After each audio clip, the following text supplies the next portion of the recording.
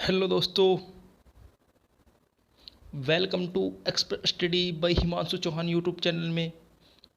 देखिए दोस्तों, आज हम जीएस का प्रैक्टिस सेट 2 करने जा रहे हैं, जिसमें आप सभी को ये प्रैक्टिस के तौर पर लगा लेना है।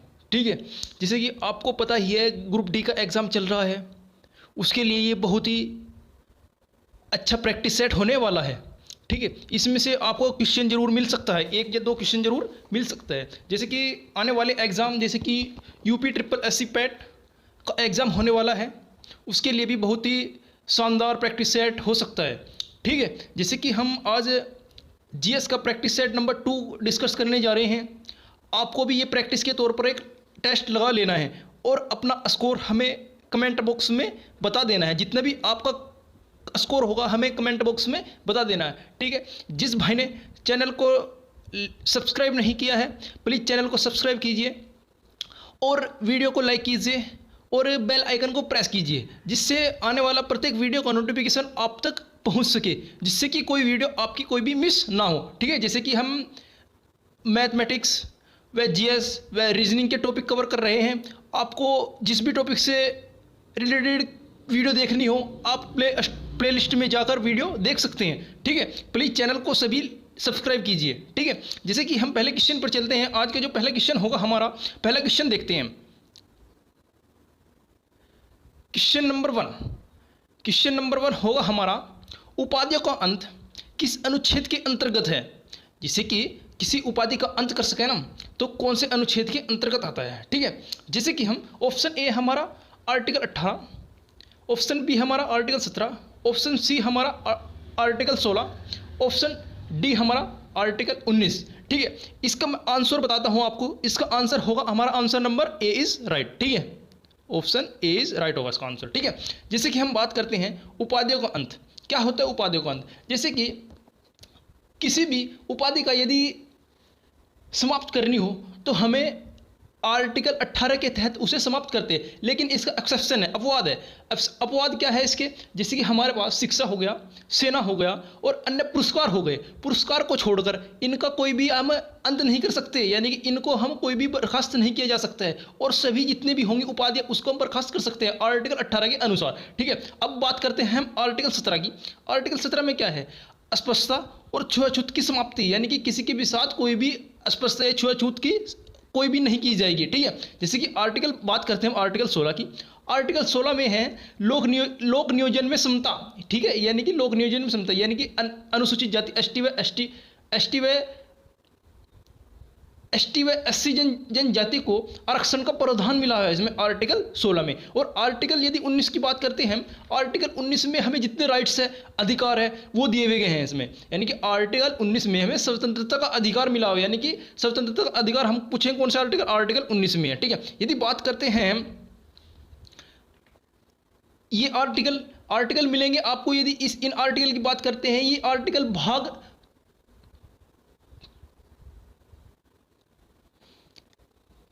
यदि हम इन आर्टिकल की बात करते हैं कौन से भाग में आते हैं, ये आते हैं भाग 3 में, जिसमें हमें मौलिक अधिकार, यानी कि भाग 3 किससे संबंधित है? मौलिक अधिकार से संबंधित है, जो कि 12 से 35 तक वर्णन किया गया है मौलिक अधिकार, जो कि हमारा एक अधिकार हो गया 19 स्वतंत्रता का अधिकार। ठीक है, अब हम अधिकार की बात करते हैं। हमें अभी प्रेजेंट में 6 अधिकार मिले हुए हैं, यानी कि जो जिस टाइम पे संविधान लागू हुआ था उस टाइम पे हमें 7 अधिकार थे, लेकिन जो हमारा संपत्ति का अधिकार है, संशोधन 44 के अंतर्गत 1978 में इसे समाप्त कर दिया गया था। लेकिन प्रेजेंट में आपको क्वेश्चन पूछ सकता है, हमें प्रेजेंट में कितने अधिकार है, यानी कि हमारे प्रेजेंट में कितने अधिकार है, मौलिक अधिकार कितने हैं हमारे? अभी प्रेजेंट में हमें मौलिक अधिकार 6 हैं, जिसमें हम बात करते हैं, यानी कि आपको पूछ सकता है, यानी कि पहला अधिकार है समता या समानता का अधिकार। समता या समानता का पहला अधिकार हो जाएगा हमारा समता या समानता का अधिकार। ठीक है, आर्टिकल हो जाएगा, आर्टिकल पूछेगा इसमें 14 से लेकर 18 तक। ठीक है, समता समानता का अधिकार। नंबर 2 पे हो जाएगा हमारा स्वतंत्रता का अधिकार, यानी कि जो कि हमारा आर्टिकल 19 है, ये हमारे स्वतंत्रता के अधिकार में आता है। ठीक है, जो कि हो जाएगा स्वतंत्रता का अधिकार,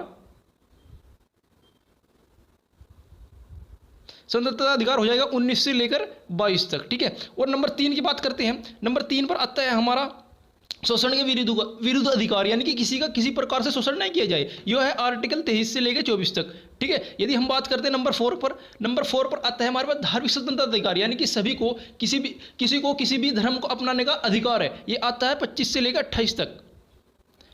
ठीक है, 25 से लेकर 28 तक। और हमारे पास पांचवा हो जाएगा हमारे पास संस्कृति और शिक्षा संबंधी अधिकार, यानी कि किसी भी संस्कृति का आप किसी संस्थान में कोई भी प्रकार की शिक्षा ले सकते हैं। ठीक है, ये हो जाएगा अनुच्छेद 29 से लेकर 30 तक। ठीक है, और हमारे पास एक आर्टिकल रह गया, एक अधिकार रह गया, अधिकार नंबर 6, जो कि है हमारे पास संवैधानिक उपचारों का अधिकार। आर्टिकल 32 में संवैधानिक उपचारों का अधिकार का वर्णन किया गया है। ये अभी एट प्रेजेंट में हमें कितने अधिकार है? 6 अधिकार है। यदि क्वेश्चन पूछेगा एट प्रेजेंट में हमें कितने अधिकार, मौलिक अधिकार, यानी कि हमारे कितने मौलिक अधिकार है? 6 मौलिक अधिकार है। ठीक है, जो कि हमारे पास मौलिक अधिकार पूछे हमारे पास कहाँ से ले गए? ये ले गए अमेरिका से ले गए। ठीक है, और भाग 3 में इनका वर्णित है। ठीक है, जैसे कि दूसरे क्वेश्चन पर चलते हैं हम। दूसरे क्वेश्चन क्या है? दूसरे क्वेश्चन पर चलते हैं। देखिए दूसरा क्वेश्चन है हमारे पास, भारतीय संविधान में मौलिक कर्तव्य का प्रावधान किस देश से लिया गया है? ठीक है, पूछ रहा कि जब हमारे पास संविधान बना था मौलिक कर्तव्य का प्रावधान है, यानी कि मौलिक कर्तव्य किस देश से जोड़ा गया है? ऑप्शन नंबर हमारे पास ए, ऑप्शन नंबर रूस, option B America, option C Canada, option D Ireland. ठीक है, हम बता दें कि मौलिक कर्तव्य का प्रावधान हमारा आंसर हो जाएगा हमारा ए ऑप्शन इज करेक्ट। ठीक है, ए ऑप्शन हो जाएगा हमारा। ठीक है, ए ऑप्शन हमारा आंसर हो जाएगा। ठीक है, ए ऑप्शन, यानी कि रूस से मौलिक कर्तव्य का प्रावधान कहाँ से ले गया है? रूस से ले गया। आपको बता दूं मैं, यानी कि अब आता है मौलिक कर्तव्य की बात। मौलिक कर्तव्य आपको किस भाग में मिलते हैं और कौन से अनुच्छेद के अंतर्गत आते हैं? यदि हम करते हैं भाग की बात, भाग में आते हैं 4K में, यानी कि 4K। अब 4K का मतलब क्या है? इसका मतलब है कि इसमें बाद में संशोधन किया गया था, जिसे संशोधन कहते हैं 42वां संशोधन 1976 ईस्वी में। ठीक है, 42वां संशोधन 1976 में किया गया था, 1976 ईस्वी में किया गया था, जिसमें हमें भाग 4K जोड़ा गया था। ठीक है, 42वें संशोधन द्वारा। अब यदि इसे पूछे, यानी कि लागू कब किया गया था? इसको लागू किया गया था 3 जून 1977 ईस्वी में। यदि आपको पूछ ले कि भाग K कब जोड़ा गया था? 1976 में, इसमें 42वां संशोधन 1976 में। यदि पूछ लेगा आपको लागू कब किया गया था? लागू किया गया था ये 3 जून 1977। ठीक है, 1977 हो गया, इसमें लागू किया गया था। आपको पूछ ले कि मौलिक कर्तव्य किस भाग में है? भाग 4 में है। और कब जोड़े गए थे? 42वां संविधान संशोधन 1976 ईस्वी में। और लागू कब किए गए थे? लागू किए गए थे 3 जून 1977 ईस्वी में। अब आपको एक क्वेश्चन और पूछ सकता है इससे रिलेटेड, आपको पूछ सकता है कि मौलिक कर्तव्य कौन से आर्टिकल में आते हैं? ठीक है, मौलिक कर्तव्य हमारे पास आर्टिकल हो जाएगा 51K, हमारा आर्टिकल हो जाएगा। ठीक है, अनुच्छेद यदि पूछे कि आर्टिकल कौन सा है, आर्टिकल पूछ लिया आपसे, अनुच्छेद 51K है। ठीक है, यदि हम बात करते हैं अभी वर्तमान में मौलिक कर्तव्य की संख्या कितनी है? मौलिक कर्तव्य की संख्या अभी कितनी है? अभी 11 हमारे अभी एट प्रेजेंट में 11 मौलिक कर्तव्य है, जो कि 11वां मौलिक कर्तव्य 2002 में 86वें संविधान संशोधन द्वारा जोड़ा गया था। 2002 में 86वां संविधान संशोधन। ठीक है, आपको ये याद रख लेना। इस क्वेश्चन से आपको ये सारे क्वेश्चन, इस क्वेश्चन से आपको जितने भी क्वेश्चन बनने हैं आपको याद रख लेने हैं। ठीक है, चलते हम नेक्स्ट क्वेश्चन पर, देखते हैं नेक्स्ट क्वेश्चन क्या है। क्वेश्चन नंबर 3 कह रहा है कि ये सिमलीपाल नेशनल पार्क भारत के किस राज्य में स्थित है? यानी कह रहा है कि जो नेशनल पार्क है ना सिमलीपाल, वो हमारे भारत के किस राज्य, कौन से स्टेट में ये है? ठीक है, फर्स्ट ऑप्शन है हमारा आंध्र प्रदेश, बी ऑप्शन है हमारा छत्तीसगढ़, सी ऑप्शन है हमारा कर्नाटक और डी ऑप्शन है हमारा उड़ीसा। मैं आपको बता दूं इसका आंसर होगा हमारा डी ऑप्शन, यानी कि उड़ीसा। यदि बात करते हैं हम उड़ीसा की, उड़ीसा में अन्य और टाइगर रिजर्व जैसे कि हो गया सिमलीपाल, भितरकनिका। ठीक है, भितरकनिका हो गया, सतकोसिया हो गया। ठीक है, भितरकनिका हो गया, सतकोसिया हो जाएगा। ये 3 टाइगर रिजर्व आपको उड़ीसा की याद कर लेने हैं। जैसे सिमलीपाल हो गया एक तो, और दूसरा कौन सा होगा? भितरकनिका।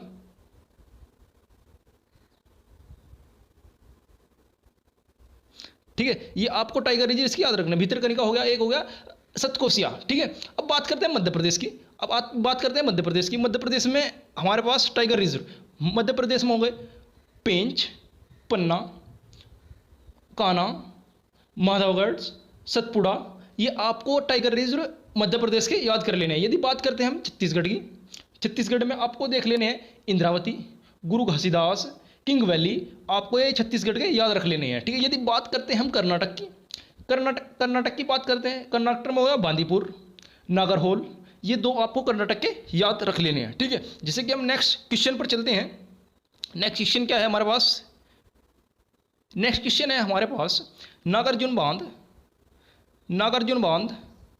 नागार्जुन सागर बांध भारत के किस राज्य में स्थित है? यानी कि पूछ रहा है कि जो नागार्जुन डैम है ना, भारत के किस राज्य में स्थित है और किस नदी पर स्थित है, ठीक है। अब हमें इसका ऑप्शन है आंध्र प्रदेश, बी ऑप्शन है इसका उड़ीसा, सी ऑप्शन है इसका गुजरात और डी ऑप्शन है हिमाचल प्रदेश, ठीक है। यदि हम बात करते हैं नागार्जुन सागर बांध, ऑप्शन हो जाएगा हमारा ए, ठीक है, आंध्र प्रदेश में स्थित है। यदि इसकी बात करते हैं कौन सी नदी पर बनाया गया है, ये बनाया गया है कृष्णा नदी पर, ठीक है, कृष्णा नदी पर बनाया गया है ये, आंध्र प्रदेश में कृष्णा नदी पर बनाया गया है। यदि बात करते हैं हम उड़ीसा की, उड़ीसा में एक बांध है जिसे कहते हैं हीराकुंड बांध, जो कि भारत का सबसे लंबा बांध है, ठीक है, जो कि किस नदी पर बनाया गया है? ये बनाया गया महानदी पर, ठीक है, ये आपको याद रख लेना है। यदि बात करते हैं गुजरात की, ठीक है, गुजरात में आपको याद रख लेना है सरदार सरोवर, ठीक है, गुजरात में याद रख लेना आपको सरदार सरोवर होगा, जो कि नर्मदा नदी पर स्थित है, ठीक है। यदि बात करते हैं हिमाचल प्रदेश की, हिमाचल प्रदेश में आपको देखने को मिलता है भाखड़ा नगर बांध, ठीक है, जो कि सतलज नदी पर स्थित है, ठीक है। इस क्वेश्चन से आपको इतने क्वेश्चन याद रख लेने हैं बिल्कुल, ठीक है। बात करते हैं हम नेक्स्ट क्वेश्चन की, नेक्स्ट क्वेश्चन पर चलते हैं हम। Next question number 5, question number 5 क्या है? कर्क रेखा भारत के किस राज्य से नहीं गुजरती है? आपको पूछता है कर्क रेखा भारत के किस राज्य से नहीं गुजरती है, ठीक है। आपको पता है जो हमारी पृथ्वी है इससे हमारे तीन लाइन गुजरती है, तो 0 डिग्री भूमध्य रेखा, 123.5 डिग्री नॉर्थ, इसे बोलते हैं कर्क रेखा यही होती है, ठीक है, कर्क रेखा, और 23.5 डिग्री साउथ, इसे बोलते हैं मकर रेखा, ठीक है, मकर रेखा। अब पूछ रहा है कर्क रेखा भारत के किस राज्य से नहीं गुजरती है? आपको मैं बताऊं, कर्क रेखा जैसे कि है, कर्क रेखा यहाँ को एक इंडिया है, इंडिया के बीचों बीच कर्क रेखा जाती है, ठीक है। यदि पूछेगा कि भारत के किन किन स्टेट से कर्क रेखा गुजरती है, ठीक है, हम ऑप्शन यानी कि कितने स्टेट से गुजरती है, यानी कि 8 स्टेट से भारत के कर्क रेखा गुजरती है, ठीक है। यदि हम बात करते हैं किन किन स्टेट से गुजरती है, फर्स्ट होगा हमारा गुजरात, राजस्थान, मध्य प्रदेश, छत्तीसगढ़, झारखंड, वेस्ट बंगाल, त्रिपुरा और मिजोरम, ठीक है। हमारे पास छत्तीसगढ़ भी आ गया इसमें, राजस्थान भी आ गया हमारे पास इसमें, और त्रिपुरा भी आ गया इसमें, और एक मिजोरम है, ठीक है। हमारे पास क्या है? आंध्र प्रदेश नहीं है, ठीक है। हमारा ऑप्शन हो जाएगा, ऑप्शन बी इज राइट हो जाएगा, यानी कि आंध्र प्रदेश से नहीं गुजरती है। आपको यदि पूछे कि कर्क रेखा भारत के कितने राज्यों से गुजरती है, तो हमें ऑप्शन लगा देना 8 राज्यों से गुजरती है। फर्स्ट हो गया राजस्थान, दूसरा हो गया गुजरात, तीसरा हो गया मध्य प्रदेश, चौथा हो गया छत्तीसगढ़, पांचवा हो गया झारखंड, और छठा हो गया वेस्ट बंगाल, और सातवां हो गया हमारे पास त्रिपुरा, और आठवां हो गया हमारे पास मिजोरम, ठीक है। 8 राज्यों से गुजरती है, तो हमारे पास आंध्र प्रदेश से कर्क रेखा नहीं गुजरती है, जो हमारा बी ऑप्शन इज राइट हो जाएगा, ठीक है। चलते हैं हम नेक्स्ट क्वेश्चन की ओर। नेक्स्ट क्वेश्चन देखते हैं, क्वेश्चन नंबर 6 क्या है हमारे पास? भारत की सबसे ऊंची चोटी कौन सी है, यानी कि भारत की सबसे ऊंची चोटी पूछ रहा है, ठीक है। Number option A Godwin Austen, यहाँ नया लगा लेना है, Godwin Austen. Option B mount Everest, option C Kanchenjunga, option D ये सभी, ठीक है, ये लिख लें इसमें, ये सभी, ठीक है, हो सकता है ये सभी, ठीक है। हमारे पास यदि ऑप्शन ए की बात करते हैं, ऑप्शन ए गार्डियन अस्टिन, इसे K2 के नाम से भी जानते हैं, ठीक है, जो कि हमारा आंसर ए ऑप्शन इज सही है, ठीक है। देखते हैं यदि गार्डियन अस्टिन की बात करते हैं, ये वृहत हिमालय में यदि वृहत हिमालय की बात करते हैं हम, 3 हिमालय है ना, हमारे हिमालय की श्रेणियाँ 3 हिमालय में बांटा गया हमारी श्रेणी को, ठीक है। एक तो बांटा गया वृहत, मध्य, एक शिवालिक रेंज। वृहत हिमालय की भी 3 श्रेणियां हैं, काराकोरम, लद्दाख, जास्कर, ठीक है, जो कि ये है काराकोरम श्रेणी का पार्ट है एक, ठीक है। यदि हम इसकी हाइट की बात करते हैं 8,611 मीटर इसकी हाइट है। ठीक है, ये भारत की सबसे ऊंची चोटी है। यदि बात करते हैं विश्व की सबसे ऊंची चोटी, विश्व की सबसे ऊंची चोटी हो जाएगी हमारे पास माउंट एवरेस्ट। माउंट एवरेस्ट जो कि कहाँ है? माउंट एवरेस्ट है नेपाल में। ठीक है, नेपाल में। ठीक है, यदि इसकी हाइट की बात करते हैं, इसकी हाइट की बात करते हैं हम 8,850 मीटर। ठीक है, जो कि विश्व की सबसे ऊंची चोटी है। ठीक है, यदि बात करते हैं हम कंचनजंगा की, कंचनजंगा जो कि सिक्किम राज्य में अवस्थित है, सिक्किम राज्य में अवस्थित है, जो कि भारत की दूसरी सबसे ऊंची चोटी है। वर्ल्ड की तीसरी सबसे ऊंची चोटी है, भारत की दूसरी है और वर्ल्ड की तीसरी है, जो कि इसकी हाइट हो जाएगी 8,586 मीटर। ठीक है, जो कि सिक्किम राज्य में स्थित है, सिक्किम राज्य में है। ठीक है, इस यदि वीडियो आपको अच्छी लगे तो वीडियो को प्लीज लाइक कीजिए एंड चैनल को सब्सक्राइब कीजिए। ठीक है, चलते हैं हम नेक्स्ट क्वेश्चन की ओर। नेक्स्ट क्वेश्चन क्या है हमारे पास? Question number 7। क्वेश्चन नंबर 7 है हमारे पास। इसने पूछा है कि निम्नलिखित में से खरीफ की फसल है, यानी कि ऑप्शन नंबर ए हमारे पास चना है, ऑप्शन नंबर बी हमारे पास जौ है, ऑप्शन नंबर सी हमारे पास बाजरा है, ऑप्शन नंबर डी हमारे पास गेहूं है। पहली बात तो यह है, खरीफ की फसल होती है क्या? ठीक है, यदि हम खरीफ की फसल की बात करते हैं, जो कि हमारे पास जून जुलाई में बोई जाती है और अक्टूबर में काट ली जाती है। ठीक है, जो कि हमारे पास खरीफ की फसल होती है हमारे पास जून या जुलाई में बोई जाती है, जो कि अक्टूबर में काट ली जाती है। ठीक है, जैसे कि एग्जाम्पल हो गया हमारे पास मक्का,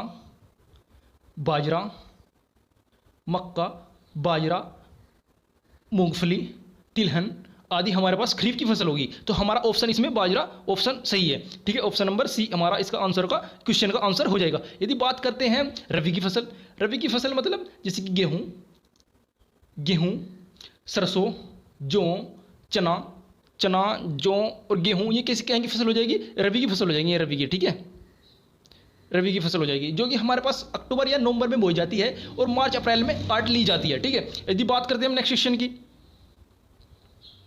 क्वेश्चन नंबर 8। क्वेश्चन नंबर 8 क्या है? क्वेश्चन नंबर 8 है निम्नलिखित को अंतर्राष्ट्रीय तिथि के रूप में जाना जाता है। क्वेश्चन नंबर 8 हो गया हमारे, जो क्वेश्चन नंबर 8 हो गया हमारे पास, निम्नलिखित को अंतर्राष्ट्रीय तिथि रेखा कहते हैं। यानी कि पूछ रहा कि निम्नलिखित को किसकी अंतर्राष्ट्रीय तिथि रेखा कहते हैं, इसमें डिग्री लगा देना है। ठीक है,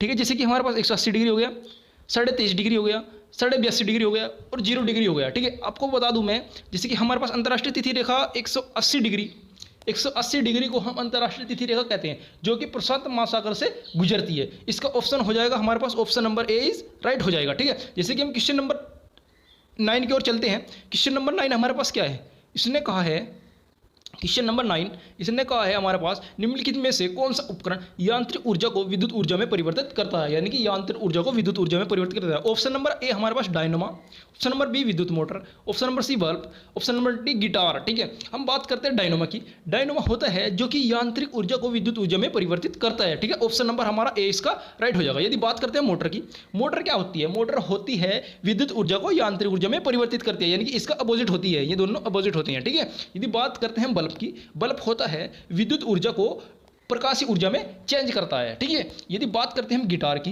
गिटार होता है, यदि हम गिटार की बात करते हैं, गिटार होता है यानी कि यांत्रिक ऊर्जा को ध्वनि ऊर्जा में परिवर्तित करता है। ठीक है, ये ध्वनि ऊर्जा में परिवर्तित करता है यांत्रिक ऊर्जा को, और ये करता है क्या? विद्युत ऊर्जा को प्रकाशीय ऊर्जा में। ठीक है, और ये करता है विद्युत ऊर्जा को यांत्रिक में। ठीक है, जैसे कि हम नेक्स्ट क्वेश्चन की ओर चलते हैं। नेक्स्ट क्वेश्चन क्या है हमारे पास? क्वेश्चन नंबर 10 और लास्ट क्वेश्चन। ठीक है, जैसे कि हम, इसने कहा है कि क्वेश्चन नंबर 10 इसने कहा है कि निम्नलिखित में से वायु दाब मापने का यंत्र कौन सा है? यानी कि जो वायु दाब का मेजरमेंट करते हैं, उसका हमें यंत्र बताना है, यानी कि किस चीज़ से हम उसका मेजरमेंट करते हैं। इस ऑप्शन नंबर ए हो जाएगा हमारे पास बैरोमीटर है, इसका बैरोमीटर बना लेना इसको। ठीक है, ये अगला बैक काट देना। ठीक है, बैरोमीटर हो गया। नंबर 2 हो गया सिस्मोग्राफी। नंबर सी हो गया हमारे पास हाइग्रोमीटर। ठीक है, ये हाइग्रोमीटर हो गया। नंबर डी हो गया हमारे पास ओडोमीटर। यदि हम बात करते हैं वायु दाब मापने का यंत्र। ठीक है, तो हमारा ए ऑप्शन इज राइट हो जाएगा, यानी कि बैरोमीटर से वायु दाब मापा जाता है। ठीक है, यदि बात करते हैं हम सिस्मोग्राफ होता है हमारे पास भूकंप की तीव्रता नापने का यंत्र। ठीक है, इससे हम भूकंप नापते हैं।